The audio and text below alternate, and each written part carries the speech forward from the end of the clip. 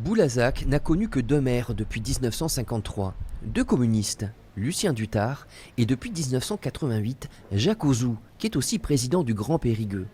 Victime d'un AVC en 2016, l'élu a repris les rênes après sa convalescence et il est plus que jamais déterminé à œuvrer pour la collectivité. D'autant plus que Boulazac s'est agrandi en fusionnant avec plusieurs communes voisines pour devenir Boulazac-Île-Manoir. Nous avons pris une lourde responsabilité de créer une commune nouvelle et je ne trouverais pas correct de partir alors qu'on est aux prémices de la commune. Pour parfaire cette commune nouvelle, Jacques Auzou a choisi d'inclure dans sa liste les anciens maires des villes fusionnées.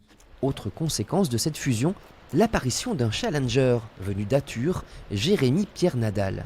Lorsque les habitants sont absents, on leur met toujours un petit post-it sur lequel on leur indique que nous sommes passés. Ce socialiste, ancien collaborateur d'Alain Rousset, le président de la région Nouvelle-Aquitaine, mène une campagne de terrain depuis septembre dernier. L'un de ses angles d'attaque contre la municipalité sortante, c'est l'urbanisation du territoire. La spécificité de Boulazac-Île-Manoir étant d'être à la lisière de la campagne et de la ville. Ce type de projet est construit notamment en zone inondable, sur une zone qui normalement aurait dû être restée protégée et finalement conduit à ce que progressivement le béton, la bétonisation prennent des terres agricoles, des terres qui auraient pu servir effectivement à préserver l'environnement des habitants. Un promoteur est propriétaire depuis 20 ans d'un terrain. Mais sur quelle base je peux lui interdire de faire ce qu'il veut s'il respecte les règles de l'urbanisme?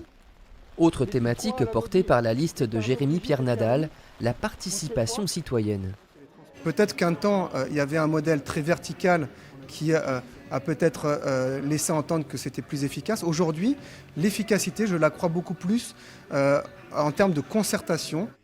Une réflexion qui a peut-être inspiré l'une des propositions de Jacques Auzou. J'ai la volonté de créer un adjoint dédié à la vie participative, à la démocratie directe, et on va essayer au travers de consultations régulières, de fédérer cette communauté.